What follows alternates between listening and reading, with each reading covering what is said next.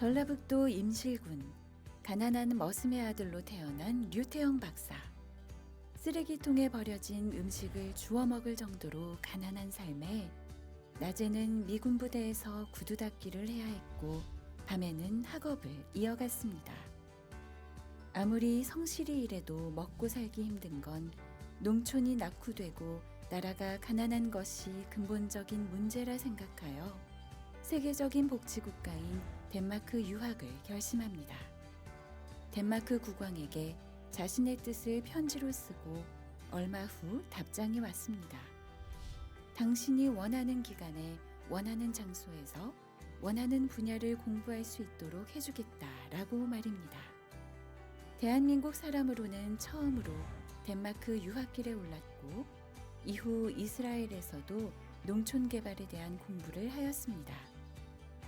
유학 후 한국에 돌아온 류태영 박사는 박정희 전 대통령의 요청으로 농촌개발 책임자가 되어 새마을운동이라는 정책을 성공시켰으며 건국대에서 교수 및 부총장으로 인재 양성에도 힘썼습니다. 어린 시절부터 매일 새벽 예배에 나가 기도하던 그에게 상상할 수 없던 기적으로 축복하신 하나님.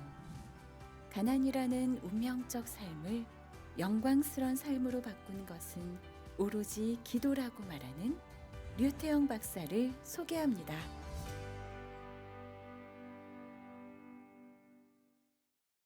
박사님 어서 오세요. 예, 감사합니다. 반갑습니다. 예. 예. 이렇게 교회에서 만나게 너무 반갑고요.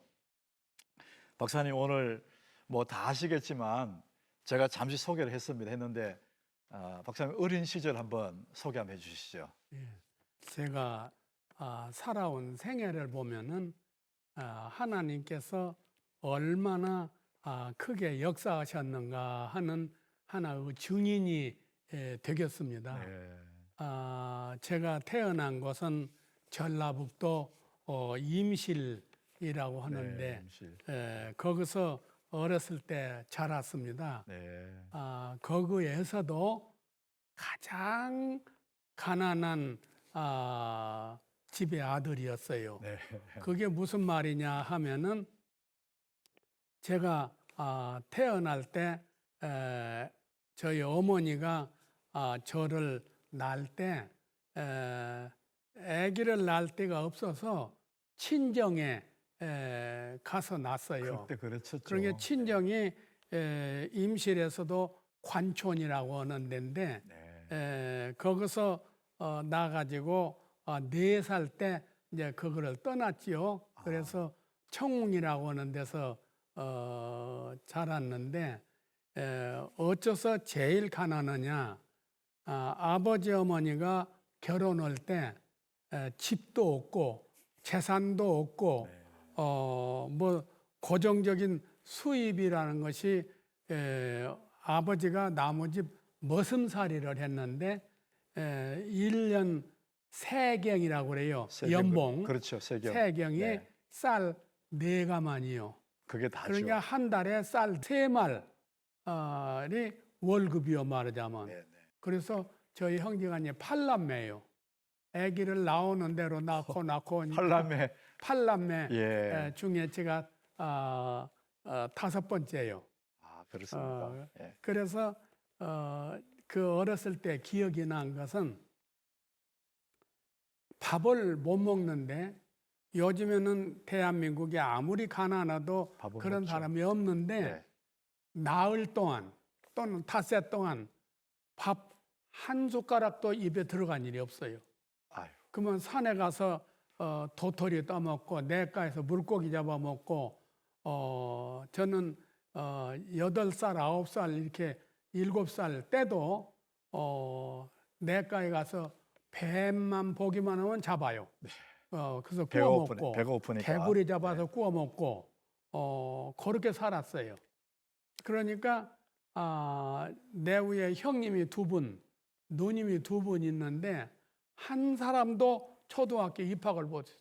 너무 가난하니까. 네, 네. 놀라운 변화라는 것이 예수를 믿는 거예요. 초등학교 5학년 때 그게 해방 8.15 해방된 다음에죠. 다음에 교회가 생겼어요. 가정집에서 예배 보고 그렇게 시작하는 교회에서 복음을 제대로 받았죠. 전지전능하신 하나님, 영적으로는 부자나 가난하나 학식이 있으나 없으나 다 똑같은 하나님의 아들이라는 것을 느끼고 하나님께 기도하면은 모든 것이 이루어진다는 것을 확신을 가졌어요. 어린 시절에. 그래서 근데 그때 큰 변화를 가져온 것이 새벽기도요. 하나님이 유일한 희망이고 바람이고 하나님께 기도하고 기도하면 이루어진다는 확신을 가졌어요. 그러니까 우리 박사님이 예, 정말 어려운 시절에 희망도 없고 예, 그저 배고픈 그런 시절 지났는데 예, 박사님이 그 어린 시절이 획기적인 변화가 교회에 나가게 되었고 예, 또 그를 통해서 새벽에 나가게 됐고 예, 그러면서도 여전히 힘들건 힘들었지만 마음에 예. 하나님 믿는 믿음이 있으니까 예. 잘 견딜 수 있다. 그렇습니다. 그런 말씀이죠. 그래서 오직 제 생애의 변화가 꿈에도 생각하지 못할 만큼 엄청난 변화와 어려운 시련을 겪은데 그때마다 하나님께 기도를 드리고 그 시련을 고맙게 생각했어요. 하나님이 뜻이 있어서 너를 이렇게 시련을 준 것이니까 극복을 하고 하나님이 만들어 놓은 좋은 일감, 좋은 일터, 좋은 일을 할 수 있다. 그리고 예수를 믿으면 나라와 민족을 걱정하게 되어 있어요. 그것이 눈에 많이 들어와서 네. 내가 밥을 못 먹는 것이 내가 밥을 못 먹고 가난한 것이 아니라 우리나라 전체가 이렇다. 그중에 조금 나선 사람도 있지만 그래서 그 초등학교 때부터 꿈이 어떻게 하면 가난한 이 나라가 부자가 되냐, 미국이나 영국이나 이런 선진국처럼 되느냐, 이것은 온 국민이 예수 믿고 부지런히 노력하고 깨닫고 여기에 있다. 그래서 그것을 향해서 일생을 살아온 것이 제 생애입니다. 우리 그 박사님이 배고픈 시절인데도 불구하고 내 배고픈 것보다도 예, 나라가 걱정됐다. 예. 어떻게 그런 생각이 드셨어요? 그건 성경에 보니까 항상 나 개인보다 우리 또 공동체 순전히 교회 나가서 예수를 믿는 그 믿음 때문에 꿈을 갖게 되고 예, 근데 꼴머슴하면서 배는 고픈데 예. 마음에는 민족을 품고 있는 예, 그런 꿈을 그게 꾸셨군요. 성서를 통해서 네. 믿음 속에서 예, 그 이후에 이제 우리 박사님이 꿈은 있는데 그 꿈을 실현하려고 하니까 현실이 어렵지 않습니까? 예. 어떻게 하셨는지 한번 말씀해 주시죠. 그래서 초등학교를 졸업하고 중학교는 갈 꿈에도 꿀 수도 없고 그러나 늘 기도하기를 민족을 위해서 기도했어요. 그 이민족이 잘 살도록 나라가 잘 살도록 하려면은 다른 사람보다 많이 배우고 알아야 한다. 많이 배우고 알으려면은 학교를 가야 한다. 근데 중학교는 갈 수가 없고 그러니까 독학을 했어요. 집에 처마 밑에다 키우는 토끼를 팔아가지고 그때는 중학 강의록이라고 책이 있었어요. 네. 예, 그걸 가지고 독학을 3년을 했어요. 혼자서. 예, 혼자서. 그러니까 동네 소문이 났어요. 읍내에 잘 사는 장로님 댁에서 그 소문을 듣고 자기 집 아이가 그 시골에 국민학교를 다니는데 이 아이를 지도할 사람을 구한다고 저를 택했어요. 네. 그래서 사람을 넣어서 만나자고 해서 갔더니 우리 집에 와서 우리 아이들을 가르치면 여기서 먹고 자고 그 집에 방이 많으니까 방 하나 더 주고 중학교 학비를 준다고. 아유, 가정교사로 들어가셨네요. 그러니까 가정교 입주 가정교사예요. 네, 입주 가정. 그래서 중학교를 가게 되었죠. 아이고. 그러니까 중학교 다닐 때 교장 선생이 조회할 때 일주일에 한 번씩 큰 전체 조회를 하는데 이 새벽에 종소리를 듣고 일어나서 공부를 해라. 근데 종을 내가 친지는 몰라요. 네. 나중에 알고는 그냥 깜짝 놀라다고. 그게 종소리를 듣고 듣다까지 잠자는 사람은 희망이 없다 이거예요. 그런데 그 종을 바로 우리 학생 유태영이 친다 해갖고는 전교에 방송을 했어요. 그렇게 해서 자라서 중학교를 이제 졸업하니까 네. 고등학교가 없어요. 이게 공부는 많이 해야 나라와 민족이 잘 살게 하는데 도움이 되겠는데 고등학교가 있고 대학이 있다는 걸 느꼈어요. 그때는 시골에서만 있을 때는 대학은 생각도 못 오고 네. 그래서 고등학교를 가야겠는데 촌에는 고등학교가 없어. 네. 그래서 어머니한테 간청을 했어요. 서울 올라가는 차비만 좀 해달라고. 그래서 6.25 직후에 서울 올라가는 차비라고 요즘에 임실에서 서울 가는 기차표가 한 2만 얼마쯤 돼요. 근데 요즘 돈으로 말하면 3만 원을 해줬어요. 여름에 올라왔으니까 나무 밑에서 플라타나스 나무 밑에서도 자고 거지 생활로 시작을 했어요. 네.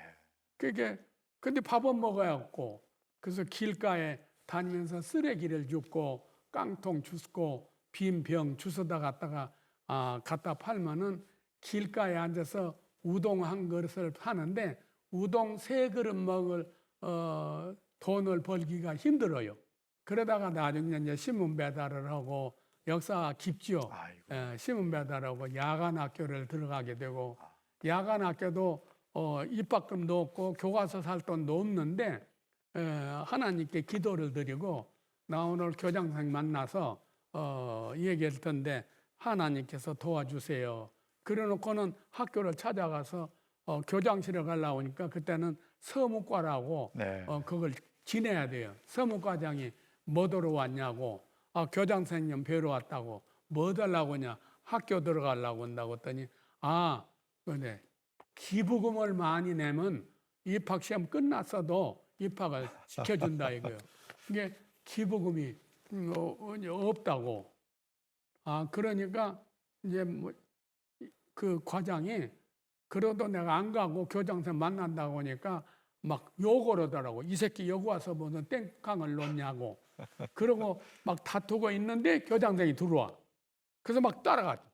그때 맥사리를 딱 잡고 못 들어가게. 근데 나 교장선생 꼭 뽑았다고. 그래서 교장선생 왜 그래? 이 학생이 와가지고 돈 10원도 없으면서 학교 지금 들어오려고. 이제 입학시험도 끝나고 개학한 지가 한 달 돼요. 근데 들어오겠다고 그 보결생만 받는 판인데 이게 들이보내. 내 무릎 꿇고 앉아서 이 얘기를 했어요. 내가 가난한 집에 태어났지만 이 나라가 가난해서 내가 교육을 못 받았는데 나라가 잘 살도록 하겠다며 기가 찰노래지 거지 새끼가 와서 나라가 잘 살기 위해서 예. 나를 입학금 면제, 등록금 면제 그렇게 해서 학교를 들어갔어요. 하나님 은혜로 또 예, 그런 그런 길이 식으로 열렸네요. 하나님이 나를 사랑해 주시니까 그러니까 항상 막 자신만만해. 하나님의 사랑하는 아들이다. 그걸 확실히 믿었어요. 그러니까 그 시절에 잘 곳도 없고 먹을 것도 없을 때 보통 사람이 그럴 때는 신세 한탄하고 좌절하고 절망하고 그러거든요. 그런데 박사님은 그런 가운데서도 하나님 의지하고 자신만만하고 뭐든지 도전하고 이렇게 해서 야간 고등학교도 마치고 중학교 다닐 때 돌아가신 유달령 박사님이 쓰신 새 역사를 위하여 이 책을 1954년에 제가 읽었어요. 네. 이게 지상 낙원인 덴마크 나라. 내가 어떤 한이 있더라도 이 덴마크 나라에 가서 공부를 해가지고 그 나라처럼 이 나라를 잘 살게 해야겠다는 것이 그 중학교 졸업할 때 꿈이요.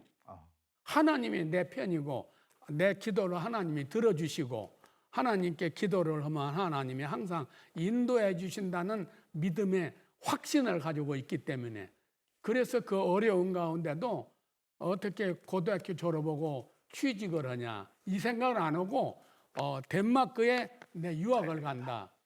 그 일기장에 매 썼어요.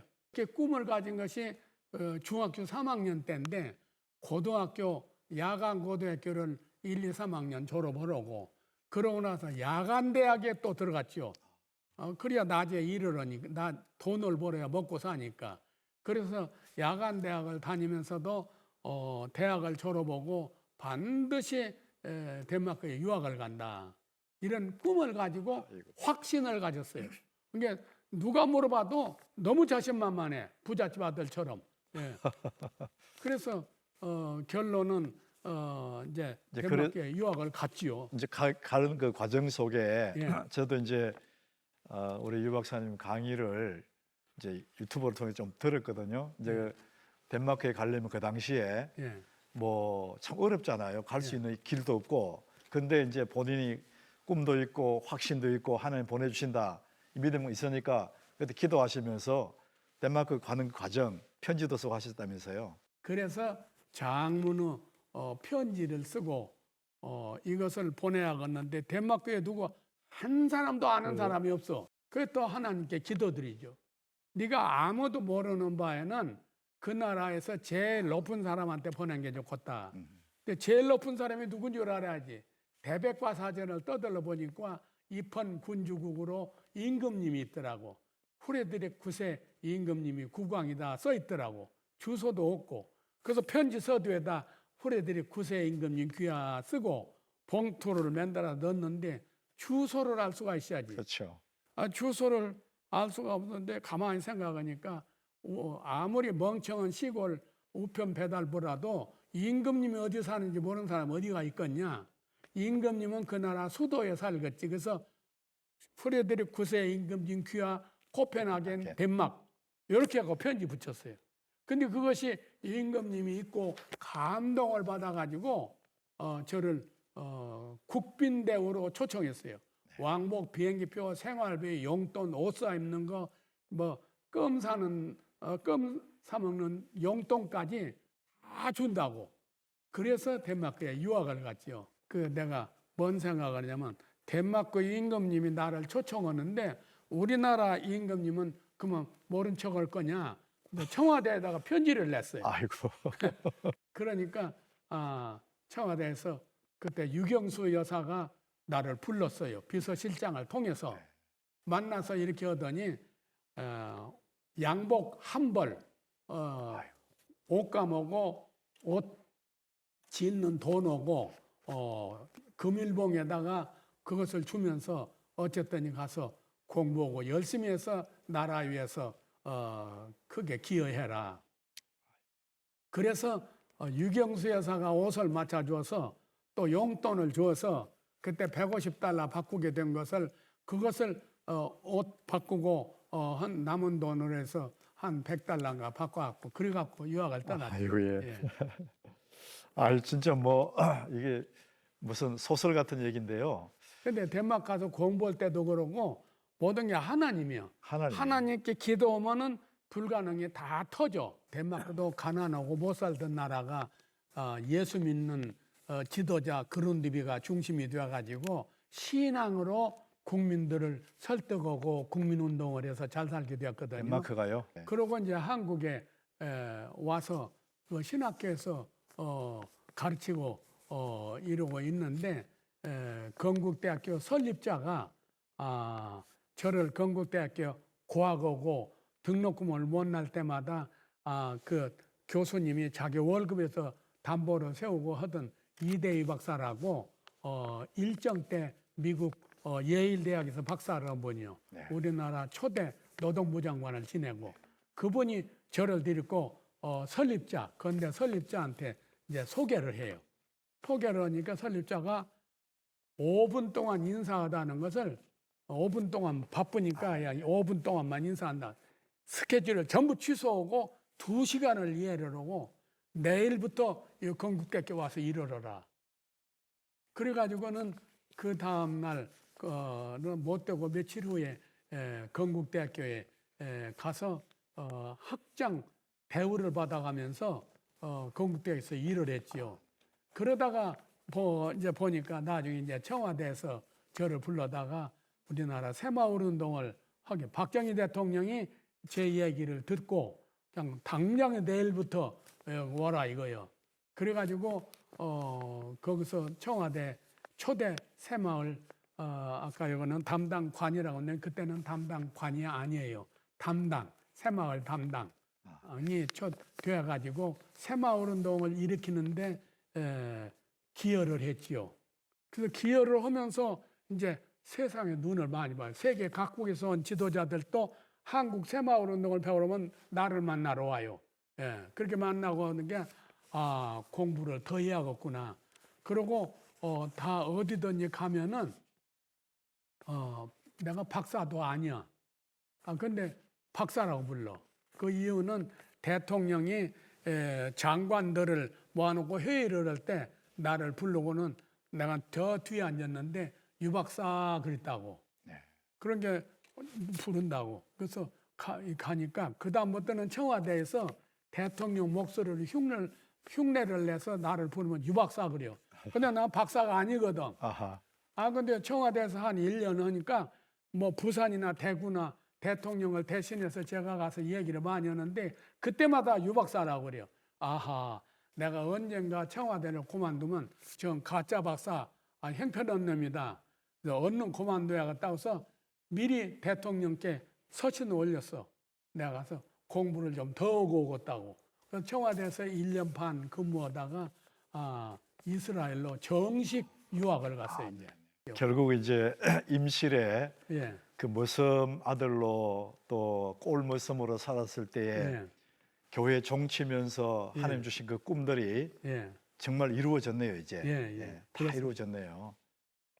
그래 너무 박사님 너무 감사하고 이제 우리 한국 근대사에 이제 유 박사님이 들어가 있을 테고 또 그 시대에 참 어려웠던 뭐 임실만 어려운 게 아니라 전국에 다 어려웠었는데 그런 가난한 나라가 이제 뭐 세계에서 우뚝 선 그런 대한민국이 되었지 않습니까? 이제 그 배후에는 이제 유 박사님 같은 그런 당시에 그 어른들의 희생이 있었거든요. 우리 오늘 하남교회 교우들이 아마 많이 감동을 받았을 것 같습니다. 우리 교우들에게 이 시대에 있는 우리 하남교회 교우들에게 한 말씀 해주시죠. 예. 오늘날 교회를 보면은 제가 초창기에 다녔던 교회하고 많이 달라졌어요. 초창기에 그게 1950년대 그 교회는 오직 믿음과 신앙, 전통적인 신앙심을 가지고 예수 믿고 교회 생활했는데 요즘에는 근대화되고 그 자본주의 사회가 이렇게 발전하다가 보면은 머릿속에 그런 세상적인 돈 많고 잘 살고 편하고 지위 있고 이런 것을 많이 생각하는데 교회 와서 신앙생활 속에서도 기도가 그런 방향으로 가는데 나는 다시 한번 생각을 하고 싶어요. 자기가 태어나서 오늘까지 살아온 중에 제일 가난하고 힘든 시대 그것이 자기 본전이라고 생각하고 그러면 그보다 전부가 10배, 20배, 잘 살죠. 100배 잘 살거든요. 그렇죠. 그러면 무엇을 생각하냐? 하나님의 뜻, 하나님의 뜻이 어디에 있는가?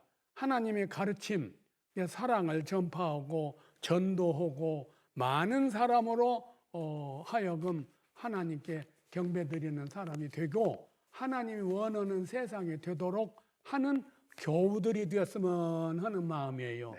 그래서 지금 당장에 와서보다 기도하는데 당장에 우리 집사 오늘 수입이 참 올라가고 지위가 좀 올라가고 세상적인 것을 좋게 하기 위해서 기도하는 것이 대부분이에요. 근데 이것을 조금 줄이고 하나님의 뜻이 어디에 있는가? 하나님의 뜻을 생각하면서 예수 믿는 생활이 되고 기도하는 생활이 되기를 바라고 자녀들을 교육한다든지 현실에 주어진 자기 생활에 우선 만족하면서 미래를 바라보는 거. 불평과 불만이 아니고 그런 생활 속에서 성경을 부지런히 읽으면서 하나님의 뜻이 어디에 있는가 네. 이걸 찾아보는 것이 중심이 되는 신앙생활이 되기를 바랍니다. 네. 그러면은 박사님 우리 하나만 더 제가 말씀드려 볼게요. 지금 이제 그 시대에 참 어려웠던 시절에도 먹을 것도 없는 그런 상황에도 공부를 해야 되겠다 이렇게 하시잖아요. 근데 요즘 아이들은 뭐 풍족해도 공부를 안 하거든요. 예. 근데 자녀를 기르는 부모님들의 그게 이제 참 안타까워할 겁니다. 근데 예. 자녀를 기르는 우리 부모님들에게 한 말씀 해주시죠. 예. 자녀들을 키우는데 가장 중요한 것이 저희 어머님이 저를 키운 것이나 같은데, 첫째 어렸을 때 교회를 데리고 갔다는 것. 신앙으로 아이를 키워야지 세상적인 학식이나 지위나 명예나 이런 걸 내다보고 그걸 목적으로 사는 아이가 아니고, 오직 하나님께 의지하고 하나님만 믿고 하나님의 뜻대로 살겠다 하는 사람이 되도록 지도하고 인도해 주기를 간절히 바랍니다. 네. 예. 뭐 똑똑한 아이보다 믿음 좋은 아이를 길러라. 뭐 예, 그런 예. 말씀이시죠. 그렇습니다. 아유, 너무 감사합니다. 오늘 우리 하남교회 교우들의 우리 유태영 박사님의 그 살아온 삶의 이야기를 통해서 아마 자신들을 돌아보는 아마 그런 기회가 됐을 것 같고, 오늘 내가 얼마나 감사한 일인지를 알게 되는 것 같습니다. 오늘 너무 감사합니다. 목사님, 감사합니다. 감사합니다. 네, 예. 네, 여러분 오늘 이 주보 표지를 보면 사방으로 이렇게 벽이 한 사람을 이렇게 가로막고 있어요. 아마 어린 유태영 그 학생이 아마 그때 상황이 이랬지 않을까 싶어요. 아버지가 머슴이고 본인도 꼴머슴이고 아무리 둘러봐도 길이 안 보이는, 이제 그런데 그가 예수를 믿고 하나님의 자녀로 살아가다 보니까 그 앞쪽에 보니까 문이 하나 보이지 않습니까? 저로 나갈 수 있는 길이 하나 보이거든요. 이것이 이제 그 인생의 유일한 희망, 하나님이 그의 유일한 소망이 됐죠. 그래서 하나님은 우리 모든 인생의 가능성입니다. 예수님이 하시는 말씀, 내가 길이요 진리요 생명이다 말씀하셨거든요.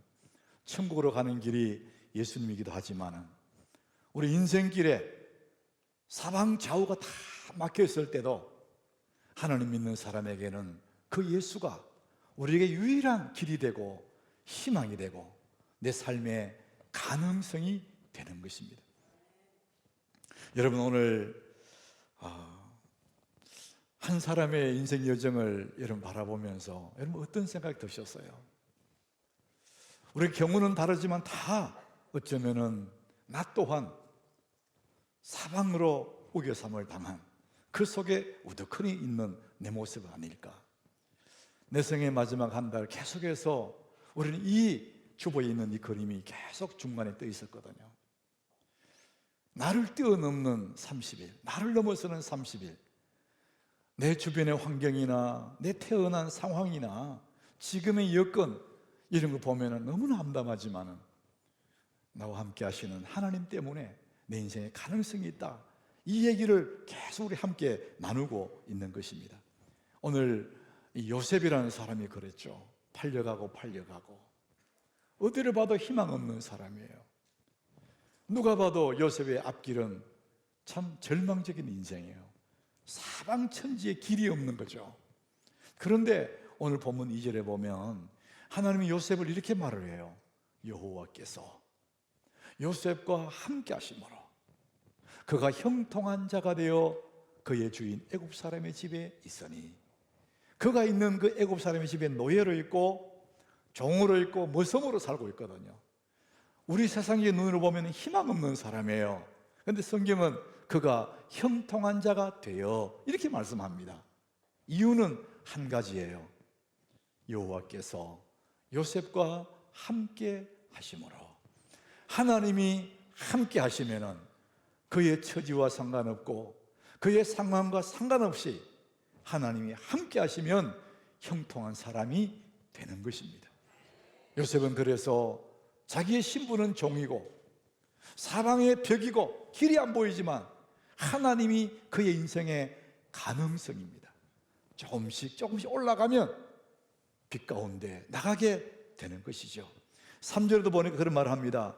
그의 주인이 여호와께서 그와 함께 하심을 보며 또 여호와께서 그의 범사에 형통하게 하심을 보았더라. 여호와께서 여호와께서 하나님이 요셉과 함께 하시면 그는 형통한 자가 되었다.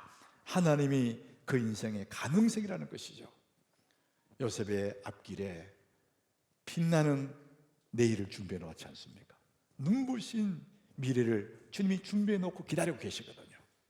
힘겨운 오늘을 하나님과 동행하면서 잘 참고 견디며 가면은 그날을 만나게 되는 것입니다. 사랑하는 여러분, 인간적으로 답답하고 기가 막힌 그런 어려움의 상황에 처해 있습니까? 나는 안 돼, 나는 어쩔 수가 없어, 이런 분이 있었습니까? 하나님의 가능성을 믿으시길 바랍니다.